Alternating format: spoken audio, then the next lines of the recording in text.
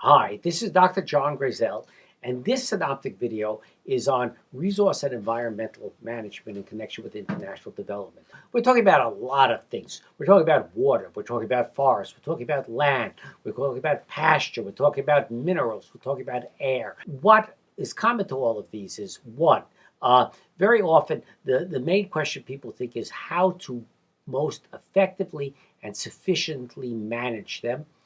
And two, that around the answer to that question, there is an enormous amount of conflict. Conflict not only about what to do, but actual conflict that occurs because of the decisions made.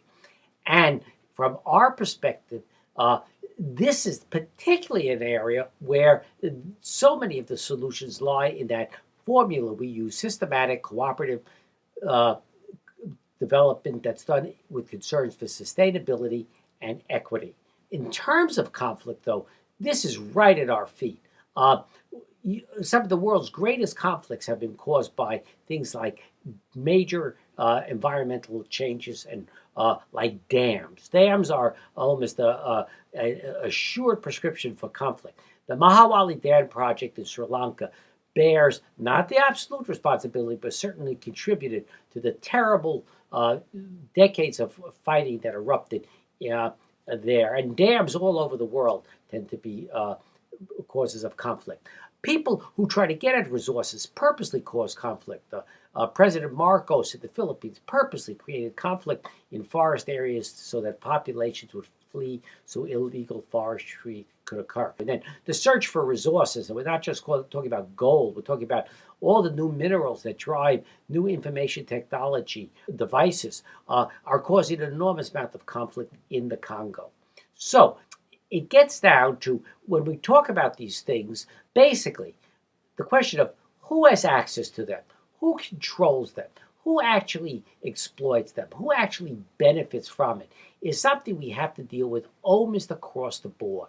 And we have to deal with it, that who, not only in terms of individuals, but approaches and sectors. Are we talking about it being controlled by the public sector or by nonprofits or by private sector interests? And this is a major factor. The other thing we have to realize is, are they being done in a traditional fashion or a modern fashion? A lot of the conflicts that we have and questions we have about resources really boil down to that there have been traditional approaches to that, and that can include indigenous approaches. Then there were approaches that were taken during colonial periods in many nations, as well as in existing developed nations.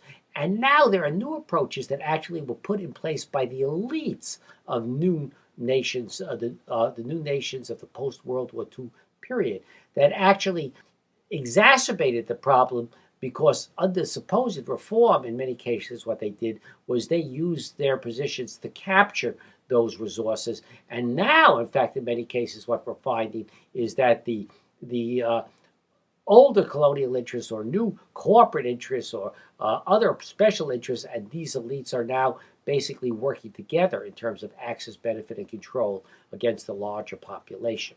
So it gets down to the question of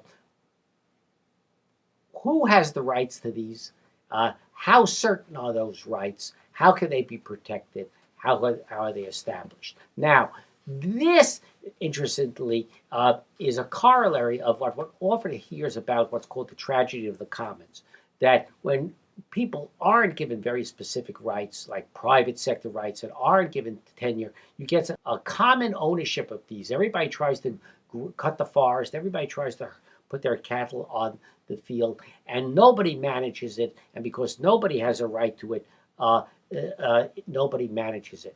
The first thing you should know is that this famous statement, which is called the tragedy of the commons, in many cases was not at all the true case. In many cases, in traditional societies, what was called a commons actually was very well managed. There were very clearly established rules among the group that used it, who could use it, how to resolve disputes. And in fact, it was those rules that were taken away, and it was made into a commons later by other people who wanted more of their share. The second question is that even the solutions to the tragedy of the commons have to be case specific. So The idea that you just privatize people and give them vested rights, an idea that's been advanced by people like Hernando de Soto, works in certain cases, but may not work in other cases. You have to look at the specifics, and the specifics can become very fine-grained. If you look at places like the Senegal River, resources there are actually the lands that are flooded by water. And if the land isn't flooded, it's worthless. And so the resource really is flooded land. And rights really are about flooded land. Over how many years of flooded land do you have a right for in return for paying somebody to lease the land? So you've got to get very specific. But in fact, the good news is there have been a lot of successes in terms of returning management to the groups that would most be concerned with both the benefits from it and the stewardship of it. There have been successful examples of community forestry where forests that were given to the forest department that didn't care about it were returned to the community that used it but under established rules. Getting communities to actually be the managers and the service providers in game parks rather than throwing them out of the game parks. Stressing things like environmental tourism so people can actually gain extra sources of income when they live in areas that are highly attractive to outsiders in terms of their semi-pristine nature. But keeping them semi-pristine takes time, effort, and somebody has to do it. And even very unique things in resource management, using geographic information technology to help indigenous people actually establish the clear claims for the lands that they've used for thousands of years against claims from outside parties that are very often unscrupulous and unfounded. The important thing here, though, is we are working not only in a world of local challenges, but global challenges. So, for instance, those forests we're trying to save are important to the people who live there. They're important to the world as the lungs of the world. Water. We're entering an age where different countries have going to increasingly try to seed clouds and control rainfall in what is really a global phenomenon.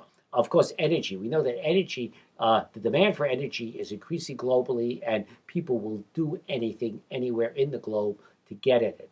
And now we're having even a new world where countries are actually trying to purchase land from other countries to feed their own populations, but taking that land away from the traditional cultivators in the countries where the land is being grown. What is that bringing us to? That's bringing us to a need to totally rethink how we go about it.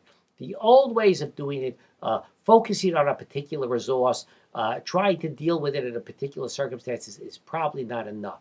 We have to put together the reality of local stewardship and global concern and put them together in a formula where they can work in a positive fashion together. And that is beginning to emerge. And I believe it's beginning to emerge around the idea that there have to be foundational principles that are shared in terms of stewardship, in terms of equity, by local people and global institutions. And then these principles become the basis for the renegotiations of access, benefit, control, vested rights.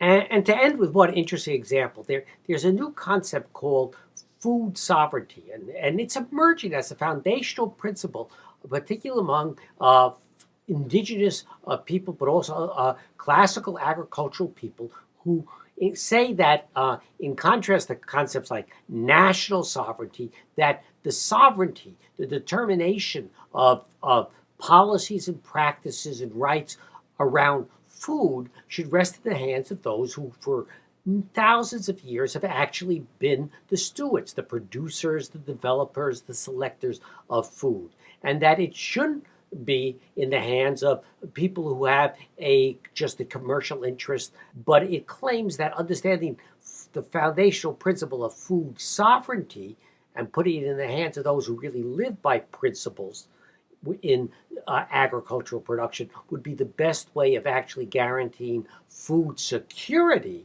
for all the people of the world as well as justice for those who produce it.